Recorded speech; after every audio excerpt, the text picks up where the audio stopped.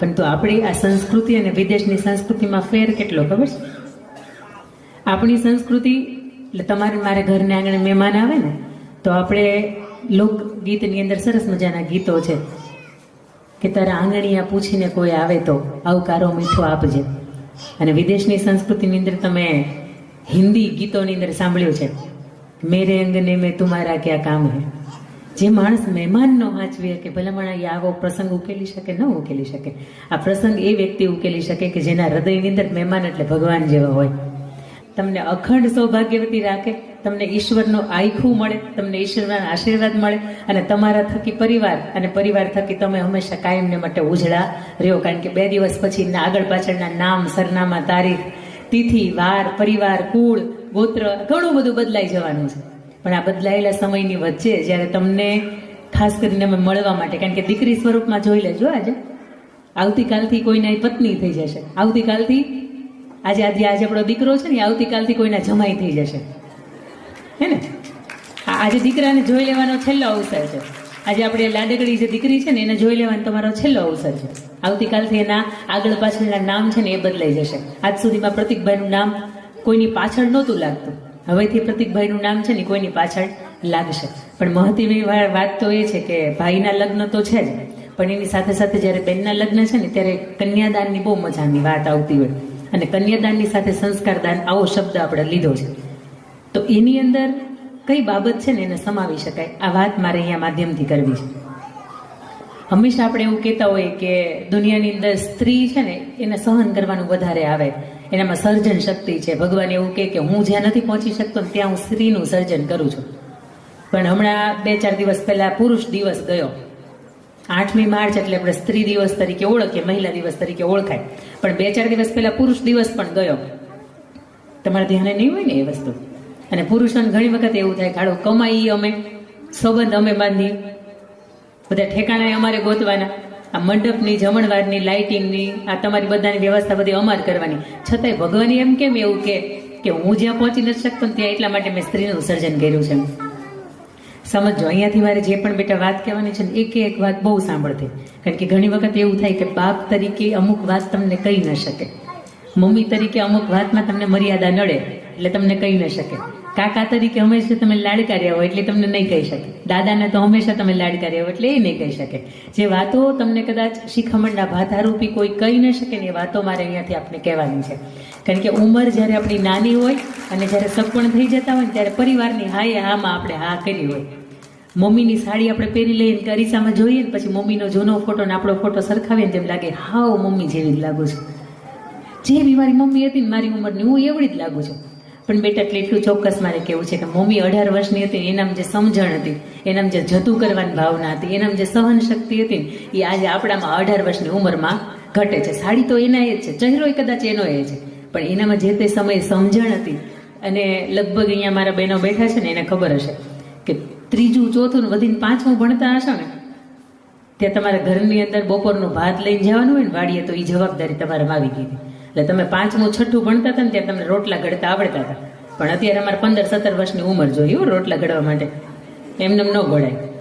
પણ વાત મારે કરવી છે અહીંયાથી જેટલા પ્રસંગો કહેવાય છે બધા સત્ય કહેવાય છે. સત્ય હશે ને તો તમારા હૃદયને એમ થશે કે નહીં બેન બોલે છે ને આપણે ઉતારવા જેવું ખરું. બાકી વાતાવરણ કેવું છે? વાતાવરણ કેવું છે અત્યારે? ઠંડુ. ને આપણે ગુજરાતી શું કહીએ? ટાઢોડું. આ ટાઢોડામાં ઉપરથી જાય ને એના માટે મેં સુરતથી અહીં ધક્કો આપની વચ્ચે નથી ખાધો. પણ હું એવું માનું છું કે મારો ફેરો સફળ થવો જોઈએ. મહત્વની વાત તો એ કરવી છે કે સૌથી પહેલા એક વખત માણસને અને ભગવાનને એક સંવાદ થયો. ભગવાને એવું પૂછ્યું કે આ દુનિયાની અંદર, દુનિયા ઉપર જેટલી પણ વસ્તુઓ છે એમાંથી સૌથી વધારે શક્તિશાળી શું છે?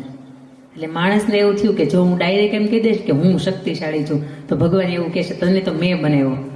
એટલે માણસે વિચાર્યું, માણસે એવું કીધું કે સ્ટીલ છે ને, સ્ટીલ એ સૌથી વધારે શક્તિશાળી છે. એટલે ભગવાને કીધું બરોબર છે, પણ આગ છે ને, આગ એ સ્ટીલને ઓગાળી નાખે.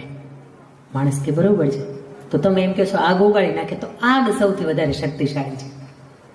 ભગવાન એવું કહે છે કે વરસાદ આવે ને, પાણી હોય ને એ તો આગને ઓલવી દે. કઈ વાંધો નહીં ભગવાન, વરસાદ છે, પાણી છે એ વધારે શક્તિશાળી છે. સૂર્યનારાયણનો તાપ છે એ પાણીને સૂકવી દે. કઈ વાંધો નહીં ભગવાન, તમે બનાવેલા સૂર્યનારાયણ એ સૌથી વધારે શક્તિશાળી છે.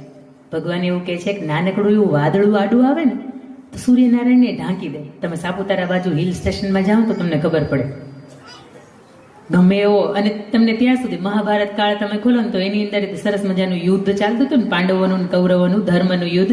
એની અંદર પણ ચાલુ યુદ્ધની અંદર કૃષ્ણ ભગવાન લીલા કરે છે અને એક વાદળ છે ને આડું લઈ આવે છે અને બધાને એમ થયું દિવસ આથમી ગયો અને શંખ ફૂંકાઈ ગયો.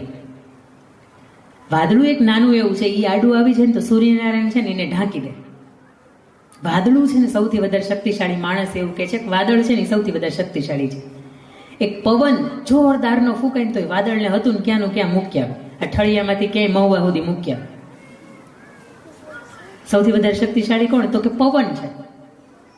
કઈ વાંધો નહીં, પવન ગમે એટલી ગતિથી આવતો હોય, તમે દરવાજો બંધ કરી દો, બારી બંધ કરી દો, એ માણસ છે ને કે આ કરી શકે. એટલે પવન ગમે એવી ગતિ હોય તો એને રોકી શકે. એટલે સૌથી વધારે શક્તિશાળી કોણ? તો એટલે માણસ આમ કોલર ઊંચો કરીને કે તો હું કહેતો જ તો સૌથી વધારે શક્તિશાળી હું છું. પણ તો હું તમને ડાયરેક્ટ કહી દઉં કે હું છું તો તમે આટલી બધી પ્રક્રિયામાંથી પસાર ન થાવ. પણ તમે સમજો ભગવાને તરત કીધું કે માણસ આમ મૂછું મરોડતો હોય, 25-50 લોકોની વચ્ચે આમ ઊભો હોય ને તો આમ દેખાતો હોય બધાની વચ્ચે, કોઈનો પડ્યો બોલ હોય ને ઝીલતો ન હોય, કોઈનું માનતો ન હોય, ઈ કે ઈ પ્રમાણે સમાજ ચાલતો હોય. પણ એ ઘરને આંગણે આવે તો કઈ એવી શક્તિ છે જેની પાસે સાવ ચૂપ થઈ જાય, એની પાસે એને બોલવાનું બિલકુલ મન ન થાય. અને ત્યારે ભગવાનને પુરુષ એવું કહે છે કે એ મારી દીકરી છે, એ મારી બેન છે, એ મારી પત્ની છે અને અથવા તો એ મારી માતા છે. આ ચાર જ શક્તિ એવી છે કે એની સામે મને એમ થઈ જાય કે હું ચૂપ થઈ જાઉં. કારણ કે જેણે મને સર્જન કર્યો છે, જેણે મને જન્મ આપ્યો છે, જે મારી આંગળી પકડીને ઘરને આંગણે ચાલી છે, કે જેણે મારા કાંડે પોતાનો જીવને જે થાય ને પણ મારી રક્ષણ થાય એટલા માટે જેણે કાંડે રાખડી બાંધી છે, કે જે એવી પત્ની અર્ધાંગના કે જેના ગળાના ઘરેણા છે ને એ મને કાઢીને આપી દીધા છે મારા કઠિન સમયની અંદર. અને જે માતા કે એને એક હુયાણીની જરૂર હતી પણ એક સમયમાં એક સુયાણી નહોતી, અને કેટલી બધી પીડા વેઠીને કેટલી બધી વેદનાઓ વેઠીને મને જેણે જન્મ આપ્યો છે. આ ચાર શક્તિ મારા જીવનમાં એવી છે કે હવે મને ચૂપ થઈ જવાનું મન થાય. આ શક્તિ અત્યારે જે શક્તિ સ્વરૂપમાં બેઠી છે ને એ તમને દિવ્યાબેન આ શક્તિ દેખાય છે. અને આ શક્તિને આજે આશીર્વાદ આપવા માટે આવ્યા છે. આ શક્તિના જીવનની અંદર એના ભરથાર સારો મળ્યો છે, પરિવાર સારો મળ્યો છે, કુટુંબને ખાનદાન સારું મળ્યું છે. ત્યારે આવો આપ સૌ પ્રાર્થના કરીએ કે એમને ઈશ્વર જે પણ આયુષ્ય આપે, એમના એ આયુષ્ય કાળની અંદર એના પરિવારને ખૂબ પ્રેમ આપી શકે, એનો પરિવાર એને ખૂબ પ્રેમ આપી શકે, અને એના જીવનની અંદર એનો જોડીને એના ચાંદલો સદાય અખંડ રહે. અને આ લક્ષ્મી થઈને જાય છે. પણ એવું કહેવાય છે કે વહવારું થઈને વાલો આવશે રેલો. તો આ લક્ષ્મી થઈને જાય છે તો સામે અષ્ટલક્ષ્મી થઈને એક લક્ષ્મી ફરીથી આંગણે ઘરે આવે છે. પણ આ પરિવારનો પ્રસંગ છે, આ લગ્નનો પ્રસંગ છે. અને લગ્નની અંદર મારે ખૂબ મજાની તમને લગ્નનો મંડપ નખાય ને, પોતાનું મનગમતું પાત્ર મળે ત્યારથી લઈને છેક વિદાય થઈ જાય અને એના સાસરિયાની અંદર એના દાંપત્ય જીવનની અંદર કેવી રીતે રહેવાનું છે, આટલા પ્રસંગોની હારમાળા મારે તમને કેવી છે. એટલે પ્રસંગની શરૂઆત મારે સૌથી પહેલાં તો એ કરવી છે કે મનગમતું પાત્ર મળી જાય, મનગમતું સગપણ થઈ જાય, મનગમતું ઠેકાણું થઈ જાય, પોતાને ગમતું હોય, પરિવારને ગમતું હોય, અને બધાની વચ્ચે એક હા થઈ જાય. પછી એક સરસ મજાની એક તારીખ ને તિથિ નક્કી થાય, એક વાર નક્કી થાય. અને એ વાર નક્કી થાય એટલે એ સમયમાં એના ચાંદલા અને સગપણ નક્કી થાય. સૌથી પહેલા તો ચાંદલો ચુંદડી આપણે ઓઢાડીએ. દીકરી આજ સુધી એની બેનપણીઓ સાથે નદીઓમાં નાહવા જતી હતી, પહાડ કૂદવા જતી હતી, ખેતરે આંબલી વીણવા જતી હતી, બોર વીણવા જતી હતી, એ પાંચિકા રમતી હતી, આંબલિયા રમતી હતી. પણ જેવી એની માથે સગપણની ચુંદડી ઓઢાડાય છે પછી એનામાં મર્યાદા નામનું તત્વ આવી જાય. પછી એને એક વખત આમ કૂદવું હોય ને તો એને વિચાર આવે કે નહીં, મારાથી કૂદાય નહીં, કારણ કે હવે મારી સાથે બે પરિવારની આબરૂ જોડાયેલી છે. એટલે દીકરી શાંત થઈ જાય, એ ધીમી થઈ જાય, કારણ કે એની અંદર મર્યાદા નામનું જે તત્વ છે ને એ ઉમેરાઈ જતું હોય. એને અહેસાસ થઈ જાય કે હવે તો મારા સગપણ થઈ ગયા અને બસ હવે બહુ ઓછા દિવસોની, ઓછા મહિનાઓની હું આ પરિવારને આંગણે હવે મહેમાન છું. ભાઈ બહેનના પ્રસંગોની અંદર બેણે હંમેશા જતું કર્યું હશે, સાચી વાત. ક્યારેક ચોકલેટ એ લઈ આવી હોય, આપણે આપણા ભાગની ખાઈ જઈએ અને એનામાંથી આપણે અડધી લઈ લઈએ, હજી આપતી જાય. કારણ કે એ જ્યારે માંડવો પોખીને જાય ને ત્યારે 10 આંગળીઓના થાપા દેતી જાય ને કહેતી જાય કે ભવિષ્યમાં કદાચ ભાઈઓ ભાગલા પાડવા પડે ને તેથી મારે સહી લેવા નહીં આવતો, આજથી બધું યા તારું. અત્યાર સુધી તમે નાની નાની વાતની અંદર ઝઘડી લીધું હશે, પણ આજથી જ્યારે 1-2 દિવસમાં એ જતી રહેશે ને ત્યારે બધું એમ કહેશે કે આજથી હવે આ બધું તારું. પણ વાત હું કરું છું ત્યારે કે એને અહેસાસ થઈ જાય બસ હવે હું થોડા દિવસોની, થોડા મહિનાઓની હવે અહીંયા મહેમાન છું.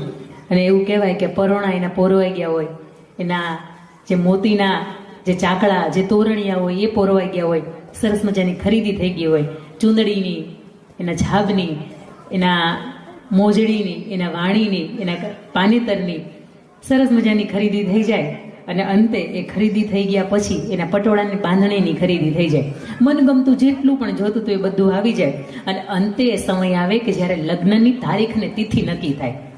એ સમયની અંદર સૌથી પહેલું કામ આખું પરિવાર ભેગો થાય, આખું કુટુંબ ભેગું થાય અને કુટુંબના 5 વડવાઓ ભેગા થઈને કંકોત્રી લખવાનું કામ કરે. અને આપણે લોક સાહિત્યની અંદર, લોક સંગીતની અંદર સરસ મજાની એક ગીત છે, કંકુ છાટીને મોકલો કંકોત્રી, કેસર છાટીને લખજો કંકોત્રી, એમાં લખજો લાડકડીના ના મળે, લગન આવ્યા ઢોકળા. હવે એ લગનની શરણાઈઓ વાગી રહી છે, એ ઢોલ ઢબુકી રહ્યા છે અને હવે અંદરથી એના જે ધડકન છે ને કદાચ 1 મિનિટમાં 80ની સ્પીડ ચાલતી હશે, પણ જેમ જેમ જેમ જેમ જેમ જેમ જેમ જેમ એ તારીખ નજીક આવતી જાય ને એમ 80, 90, 120 આવી રીતે થઈ જાય. અને જેલે જ્યારે 24 કલાક બાકી હોય ને ત્યારે અંદરથી એને મનોદશા એવી એની શું હોય ને, એક દીકરી તરીકે એ એક જ સમજી શકે કે આવતીકાલે એક નવા પરિવારની અંદર જવાનું છે, નવું એક રસોડું મળશે, નવો એક પરિવાર મળશે, એમાં નવા સાસુ સસરા મળશે, પણ તો આ પરિવારની માયા મારાથી ભૂલાશે કેવી રીતે? પણ કંકોત્રી લખાઈ જાય, સરસ મજાના કેસરના, કંકુના છાદના થઈ જાય, બધાય પરિવારની વચ્ચે વહેંચાઈ જાય અને આખાય પરિવારને ફૈબાને હરખ હોય કે હા વીટી ગળાવો, હમણાં દેવા જવાની છે. મામાને હરખ હોય કે હાલો મામેરું લઈને જાઓ, મામીને હરખ હોય ભાણીબા એક જ પવણે છે, ભાણીબા એક જ છે, મારે ભાણિયાભાઈ એક જ છે. આખી જિંદગી જેમ તમે લાડકોડથી ઉછેર્યા છે ને એને આજ પરણાવવાનો હરખ હોય અને એ હરખને માટે આજે તમારે મારે આંગણે આજ બધા જ આવ્યા છે, મામા, માસી, ફઈ, ફુવા, કાકા, મોટા બાપા, આખો પરિવાર ને પરિવારના કંઈક દૂરના ફઈબા હતા ને એને એમ થયું છે કે આજ તો મારી દીકરી પવણે છે, આજ તો મારી ભત્રીજ પવણે, ચાલો આજ મારે જવું છે. અને એ જ્યારે આજે આવ્યા છે ત્યારે રૂડી કંકોત્રી લખાઈ જાય ને અને પછી જ્યારે લગ્નની 2-5 દિવસની જ્યારે વાર હોય ને ત્યારે અંદરથી એમ થઈ જાય કે અત્યાર સુધી તો એમ હતું 2 મહિના લગ્નને બાકી હતા, હજી તો હમણાં દિવાળી ગઈ હતી, બસ હવે આ 24 કલાક, 48 કલાક, 72 કલાકની જો આ મહેમાન છો. એક બાજુ આમ જોઈને તો કરિયાવરની સામગ્રી બધી આવી ગઈ હોય, એક સરસ મજાનો એને બેડ આપવાનો હોય, એને જેટલી ટીપોય આપવાની હોય, એને ગોળી આપવાની હોય, હાંડા, વાસણ જે પણ આપવાનું હોય, સરસ મજાનું એક લિસ્ટ થાય. એ લિસ્ટ મુજબ બધી ખરીદી થઈ જાય. છેલ્લે કન્યાદાનની વસ્તુ આપવાની હોય, કન્યાદાનની વસ્તુ હોય ને એની અંદરની પણ લિસ્ટ થાય કે આપણે શું આપશું, તુલસીનો ક્યારો આપશું, દીકરીને શું ગમશે, એને હાર ગમશે, એને આંસડી ગમશે, એને ડોક્યું ગમશે, તનમન્યું ગમશે, એને પોચો ગમશે, ને શું ગમશે, દીકરીને ગમતું બધું જ થઈ જાય. આમ જોઈએ ને તો સાચી રીતે કરિયાવરની અંદર કન્યાદાન જે આપવામાં આવે છે ને 4 જ વસ્તુનું કન્યાદાન હોય. કોઈ મને કહેશે કે 4 કઈ વસ્તુ કન્યાદાનમાં આપવાની હોય? સૌથી પહેલું દીકરીને શિક્ષણ આપવાનું હોય કે ભવિષ્યમાં એના જીવનની અંદર કાંઈ પણ તકલીફ થાય પણ મારી દીકરીને મેં ભણાવી છે ને એટલે એના જીવનની અંદર તકલીફ નહીં થાય, કારણ કે એ આર્થિક રીતે પગભર બની શકશે. કન્યાદાનમાં આપનારી આ પહેલી વસ્તુ શિક્ષણ. કન્યાદાનની અંદર બીજી વસ્તુ આપવાની જેનું નામ છે સમજણ. મેં તમને કહ્યું એમ કે 18 વર્ષની ઉંમરે મમ્મીની સાડી પહેરીને સેમ મમ્મી જેવા દેખાઈએ પણ અંદરથી જે 18 વર્ષની ઉંમરમાં મમ્મી હતા એવા આપણે લાગીએ નહીં. અમુક વાતની અંદર મમ્મી જતું કરી દે પણ આપણે જતું કરતા નથી. બીજી વસ્તુ સમજણ આપવાની હોય. ત્રીજી વસ્તુ આપણે આપીએ છીએ કે જેને આખી દુનિયા જોવા આવે કે શું લઈને આવી. જ્યારે સાસરે જાય ને ત્યારે એનું કરિયાવર પાથરું હોય ને ત્યારે બધા આમ જોવે શું લઈને આવી, કેવા કલરની સાડી છે, શું વસ્તુ છે, કેવી છે. ઘણા આમ ટકોરા મારી નહોતી જોવે, બેડ મજબૂત છે કે નહીં, ટીપોય મજબૂત છે કે નહીં, પણ મને એમ થાય કે શું લઈને આવી એના કરતાં શું છોડીને આવી છે. જો આની ઉપર ધ્યાન જાય ને તો એ દીકરીના આવવાનું મહત્વ તમારા ઘરની અંદર વધી જતું હોય. વાત નંબર 3, એને સંપત્તિ આપવાની હોય એટલા માટે કે કાલ સવારમાં ભાઈઓ ભાગે કદાચ એ જુદી એ થાય એના પરિવારથી, કોઈ કારણોસર એનું જુદું થવાનું થાય અને એના આંગણે 5 મહેમાન આવે ને તો એને ગોદડા ઓઢાડી શકે, એના માટે 5 ખાટલા પાથરી શકે, એના માટે 15 માણસોનું એ જમણવાર પોતાની તમે અહીંથી થાળી આપી હોય ને એટલે ગોઠવી શકે. આટલા માટે એને સંપત્તિ આપવાની હોય. સંપત્તિ એટલા માટે ન હોય કે હું લઈને આવી જોવા માટે. પોતાની જે જરૂરિયાતની વસ્તુઓ છે એ દેરાણી, જેઠાણી, નણંદ, ભાભી કોઈની પાસે માંગવી ન પડે ને, બસ આપણે આટલી સંપત્તિ એને આપવાની.